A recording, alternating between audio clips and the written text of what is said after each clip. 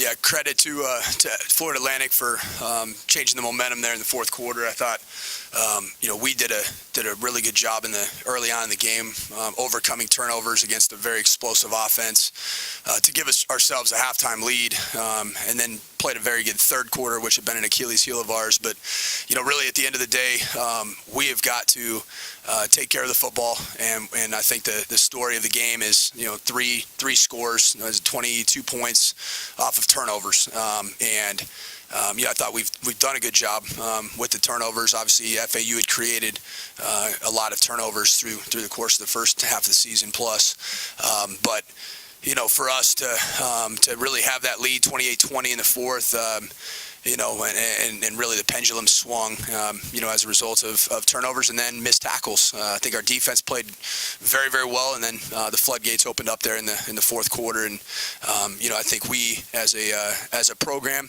we've got to play cleaner. We got to play cleaner. That ultimately falls directly on me. We got to play better in special teams. We got to take care of the football better, and we got to tackle better. I thought we came out with a good plan. In all three phases, and I think we executed it very well in fits and starts, but ultimately our mistakes is what ended up being the storyline as a program. Not individuals' mistakes, but our mistakes collectively. So I'll open up for questions.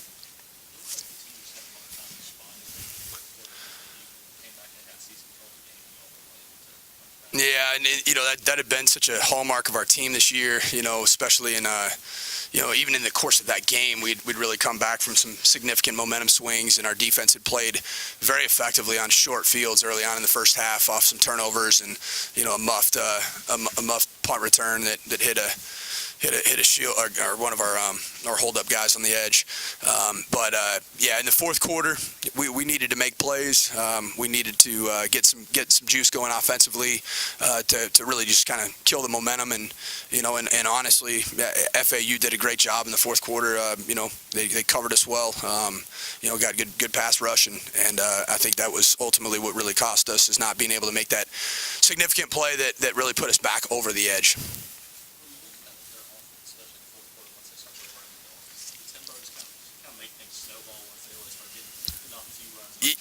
Yeah, I thought we did a really nice job.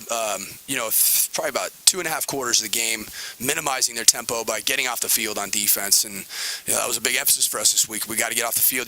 Tempo offenses, they only really get rolling when you get the first down. So I thought we did a nice job getting 3 and outs, and then I think really the tempo down the stretch, or the big plays down the stretch were just either missed tackles or being very committed to stopping the run, and then you sneak the play action right up the seam, and that was the dagger in the course of the game.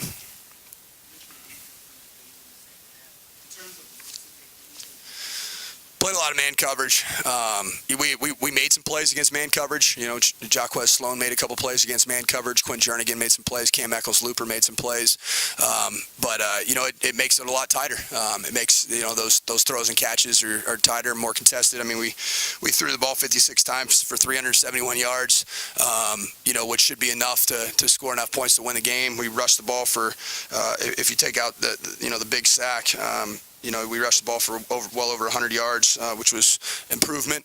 But, I think it was just, the turnovers really, I believe, are kind of the storyline. First half, we had 3 of them, were able to overcome them, but that fourth one was obviously a tough one to overcome.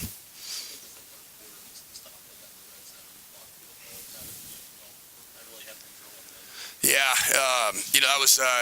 that was a big stop right there. I mean, that's a situation for us to really come off and get the momentum fully headed in our direction. Excuse me. But then, we came back after that drive, same score line. We're able to score. Obviously, we go up 2 scores that next drive. Then we're in a position to finish the game off. So, that was we had 5 opportunities down the red zone.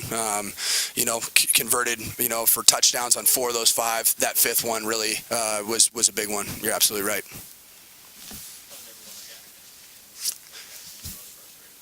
I think that there's I think there's a feeling right now in our locker room. They're going to fight. They're together. We're a team that's bonded. That we got a lot left on the table. We're 5-3 with a lot of football left ahead of us. That's a place that this team's been in before, and we got to find a way to go down and get a victory this next week, right down the road. And I don't think that there's guys that are pointing fingers or any of that. I didn't sense that, and that's why I'm really encouraged about the growth of the team. That way, the biggest frustration is we beat ourselves in some areas. The credit goes to FAU for making those plays, but when you look back at it, I think that's the frustration is feeling like you beat yourself, and that hasn't really been our MO.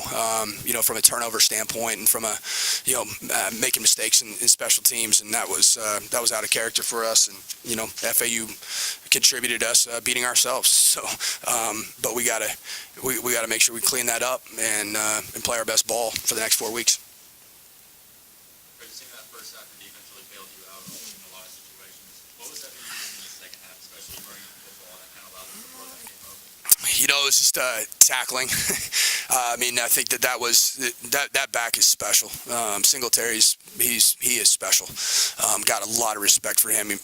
Watch him on tape and what he did there in the second half. He's a guy that he's patient, but he's explosive. He runs through arm tackles. It's a collaborative effort to get that guy down on the ground, and I think just the angles at the end and.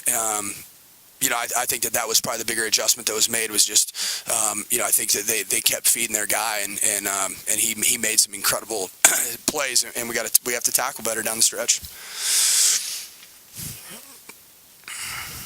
Thank you guys.